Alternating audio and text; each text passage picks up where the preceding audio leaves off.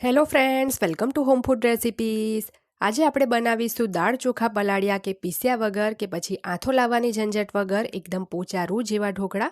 આવી રીતે જો તમે ઢોકળા બનાવશો તો ખાવાની તો મજા પડી જ જશે અને સમય પણ આમાં ઘણો ઓછો લાગે છે.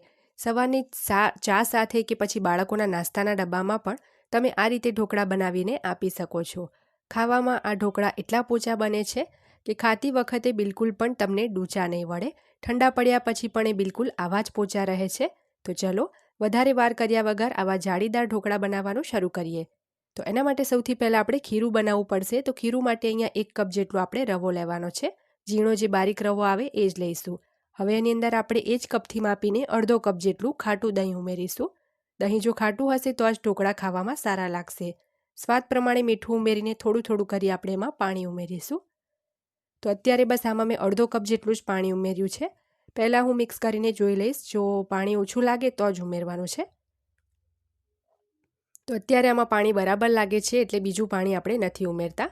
હવે આપણે ઢાંકીને 15થી 20 મિનિટ એને રેસ્ટ આપીશું. 15થી 20 મિનિટ થઈ જાય એટલે આપણે ડીશ ખોલીને ફરી એકવાર એને હલાવી લેવાનું છે.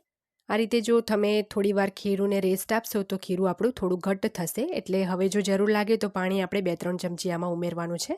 તો બસ અહીંયા 2 ટેબલસ્પૂન પાણી મેં આમાં ઉમેર્યું છે. આ ખીરું આપણે વધારે ઘટ્ટ પણ નથી કરવાનું અને વધારે પતલું પણ નથી રાખવાનું, મીડિયમ કન્સિસ્ટન્સીનું જ રાખવાનું છે. હવે આની અંદર 1 ચમચી જેટલી તાજી જ વાટેલી આદુ લસણ મરચાંની પેસ્ટ ઉમેરી છે. 1 ચમચી જેટલી ખાંડ ઉમેરવાની છે જેથી ઢોકળા થોડા ખાટા મીઠા બને.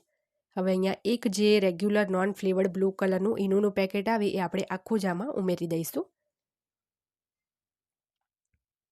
ઈનોની ઉપર અહીંયા 1 ચમચી આપણે પાણી ઉમેરવાનું છે જેથી ઈનો એનું કામ શરૂ કરી દે અને એક્ટિવેટ થઈ જાય. તો ફટાફટ આપણે આ રીતે એમાં હલાવી લેવાનું છે.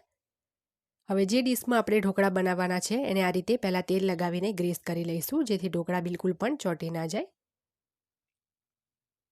હવે બધું જ ખીરું એક સાથે જ આપણે આ ડીશમાં ઉમેરી દઈએ. આ ઢોકળા અહીંયા હું થોડા જાડા જ બનાવું છું એટલે એક જ વારમાં બધું ખીરું મેં ઉમેરી દીધું છે. ઉપરથી આપણે થોડું એની ઉપર તીખું લાલ મરચું કે કાળા મરીનો પાવડર જે આવે એ પણ છાંટી દેવાનો છે. અને ઈનો ઉમેરો એટલે તરત જ બીજી બાજુ પાણી ઉકાળવા તમારે એના પહેલાં જ મૂકી દેવાનું છે ગેસ ઉપર. તો પાણી મેં પણ પહેલાં જ ગેસ ઉપર ઉકાળવા માટે મૂકી દીધું હતું. તો વાસણની અંદર એક સ્ટેન્ડ મૂક્યું છે અને અડધા નંગ લીંબુનો ટુકડો મૂક્યો છે જેથી આપણું વાસણ બિલકુલ સફેદ ના થાય. હવે ઢોકળાવાળી ડીશ મૂકીને ઢાંકીને 12થી 13 મિનિટ આપણે એને સ્ટીમ થવા દઈશું. 12થી 13 મિનિટ થઈ ગયા પછી આપણે ઢાંકણું ખોલી લઈશું અને એની અંદર એક ચપ્પુ નાખીને ચેક કરવાનું છે કે ઢોકળા આપણા સ્ટીમ થયા છે કે નહીં. તો અહીંયા ચપ્પુ તમે જોઈ શકો છો એકદમ સરસ ક્લીન બહાર આવ્યો છે, મતલબ કે ઢોકળા આપણા બિલકુલ પણ કાચા નથી. તો હવે આપણે આ ડીશને બહાર કાઢીને 2 મિનિટ એને ઠંડા થવા દેવાના છે. થોડા આપણા ઢોકળા ઠંડા થાય એટલે આપણે એને ચપ્પુથી આ રીતે કટ મારી દઈએ. ઢોકળા હું કટ કરું છું ત્યાં જ તમે જોઈ શકો છો એકદમ સ્પોન્જી બન્યા છે. ઠંડા પડી ગયા પછી પણ તમે ખાશો તો બિલકુલ આ કોરા નથી લાગતા, એટલા સરસ બન્યા છે. હવે આ ઢોકળાને આપણે વઘારવાના છે. તો વઘાર માટે નાના પેનમાં આપણે 2 ચમચી જેટલું તેલ લેવાનું છે. તેલ ગરમ થાય એટલે એમાં 5 ચમચી રાઈ અને અડધી ચમચી આપણે જીરું ઉમેરીશું. રાઈ અને જીરું સરસ ફૂટવા લાગે એટલે અડધી ચમચી એમાં સફેદ તલ ઉમેરવાના છે. સાથે જ એમાં 5 ચમચી જેટલી હિંગ ઉમેરી દઈશું. હવે આપણે એમાં થોડા મીઠા લીમડાના પાન ઉમેર્યા છે, 7થી 8 જેટલા, અને સરસ આપણે જીરુંને લાલ થાય ત્યાં સુધી ધીમા તાપે થવા દેવાનું છે.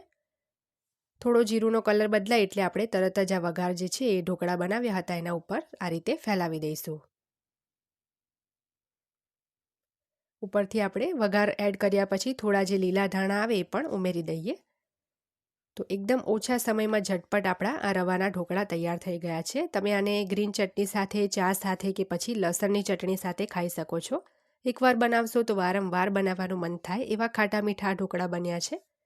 તો આજની આ રેસીપી જો તમને ગમી હોય તો તમે પણ આ ઢોકળા ચોક્કસથી બનાવજો.